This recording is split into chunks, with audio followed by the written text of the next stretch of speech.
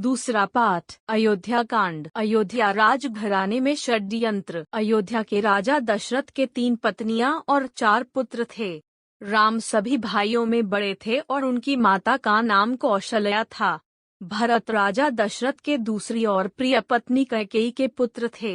दूसरे 2 भाई थे, लक्ष्मण और शत्रुघ्न, जिनकी माता का नाम था सुमित्रा। जब राम को एक तरफ राज तिलक करने की तैयारी हो रही थी, तभी उसकी सौतेली माँ कैकेयी अपने पुत्र भरत को अयोध्या का राजा बनाने का षड्यंत्र रच रही थी। यह षड्यंत्र बूढ़ी मंथरा के द्वारा किया गया था। रानी कैकेयी ने एक बार राजा दशरथ की जीवन की रक्षा की थी। तब राजा दशरथ ने उन्हें कुछ भी मांगने के लिए पूछा था, पर कैकेयी ने कहा समय आने पर मैं मांग लूंगी। उसी वचन के बल पर कैकेयी ने राजा दशरथ से पुत्र भरत के लिए अयोध्या का सिंहासन और राम के लिए 14 वर्ष का वनवास मांगा। श्री राम तो आज्ञाकारी थे, इसलिए उन्होंने अपने सौतेली माँ कैकेयी की बातों को आशीर्वाद माना और माता सीता और प्रिय भाई लक्ष्मण के साथ 14 वर्ष का वनवास व्यतीत करने के लिए राज्य छोड़कर चले गए। इस असीम दुख को राजा दशरथ सह नहीं पाए और उनकी मृत्यु हो गई। कैकेयी के पुत्र भरत को जब यह बात पता चली तो उसने भी राजगद्दी लेने से इनकार कर दिया। तीसरा पाठ अरण्यकांड। 14 वर्ष का वनवास। राम, सीता और लक्ष्मण वनवास के लिए निकल पड़े। रास्ते में उन्होंने कई असुरों का संहार किया और कई पवित्र और अच्छे लोगों से भी वे मिले।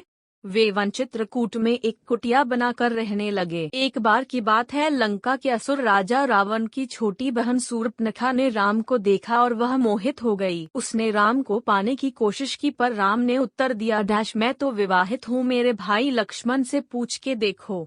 तब शूर्पणखा लक्ष्मण के पास जाकर विवाह का प्रस्ताव रखने लगी, पर लक्ष्मण ने साफ इनकार कर दिया। तब शूर्पणखा ने क्रोधित होकर माता सीता पर आक्रमण कर दिया।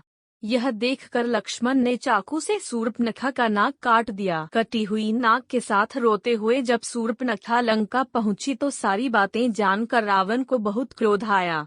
उसने बाद रावण ने सीता हरण की योजना बनाई। सीता हरण योजना के तहत रावण ने मारीच राक्षस को चित्रकूट के कुटिया के पास एक सुंदर हिरण के रूप में भेजा। जब मारीच को माता सीता ने देखा तो उन्होंने श्री राम से उस हिरण को पकड़ के लाने के लिए कहा। सीता की बात को मानकर राम उस हिरण को पकड़ने उसके पीछे पीछे गए और लक्ष्मण को आदेश दिया कि वो सीता को छोड़कर कहीं ना जाए।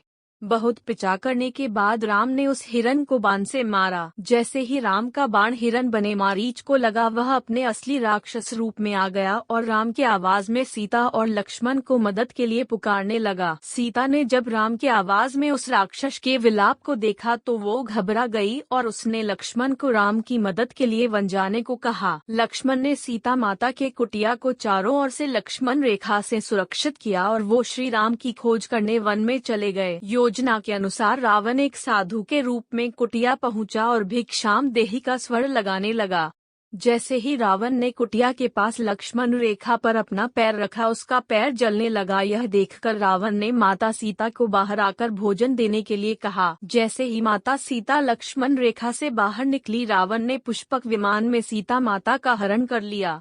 जब राम और लक्ष्मण को यह पता चला कि उनके साथ छल हुआ है तो वो कुटिया की ओर भागे, पर वहां उन्हें कोई नहीं मिला। जब रावण सीता को पुष्पक विमान में लेकर जा रहा था, तब बूढ़े जटायु पक्षी ने रावण से सीता माता को छुड़ाने के लिए युद्ध किया, परंतु रावण ने जटायु का पंख काट डाला। जब राम और लक्ष्मण सीता को ढूंढते हुए जा रहे थे तो रास्ते में जटायु का शरीर पड़ा था और वो राम राम विलाप कर रहा था। जब राम और लक्ष्मण ने उनसे सीता के विषय में पूछा तो जटायु ने उन्हें बताया कि रावण माता सीता को उठा ले गया है और यह बताते बताते उसकी मृत्यु हो गई। रामायण का चौथा पार्ट देखने के लिए चैनल को सब्सक्राइब करें और बेल आइकॉन को दबाएं।